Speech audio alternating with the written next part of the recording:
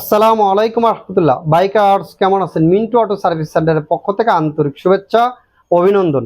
Bikers এই TVS rider বাইকটি start নিতেছে না, সেলফ দিলেও আপনার সেলফ হচ্ছে না। তা এই বাইকে আপনার এই জন্য অন্য একটা সার্ভিস সেন্টারে যায়, সেখান থেকে ব্যর্থ হয়ে আমাদের সার্ভিস সেন্টারে আসেন। তা অলরেডি দেখতে পাচ্ছেন পুরো বাইকটি আমাদের সিট ট্যাঙ্কি সবকিছু কারেকশন আমরা চেক করছি। তা এই বাইকে আপনার কিসের জন্য সেলফ স্টার্ট নিচ্ছে না সেই বিষয়টা আজকে আপনাদের মাঝে আমরা তুলে ধরবো। এবং আপনার মিটারে একটি একটি চিহ্ন আসতেছে সেলফ দেওয়ার সাথে সাথে, সেটি বা কিসের জন্য আসতেছে কিংবা সেই চিহ্নটি বা কিরকম সেটি আপনাদের মাঝে আজকে তুলে ধরবো। এটার সমস্যাটার সমাধান আমরা করব। তো বাইকার্স আমরা মিটারটা যদি অন করি, এই যে দেখতে পাচ্ছেন মিটারে আপনার কোনো আপনার হচ্ছে লাইন নাই।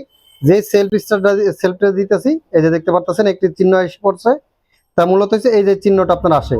মিটারটা যদি অফ করি, কিছুক্ষণ অফ করে রাখি, আমরা আবার অন করলাম, দেখতে পাচ্ছেন এখন কিন্তু চিহ্নটা চলে গেছে। আবারও যখন আমরা সেলফটা দিব, এই যে চিহ্নটা কিন্তু আবার এসে পড়লো। মূলত হচ্ছে এই সমস্যাটা হচ্ছে, এই সমস্যাটার সমাধান আমরা করব। বাইকার্স আমাদের রাইডার বাইকটি কমপ্লিট করা হয়ে গেছে।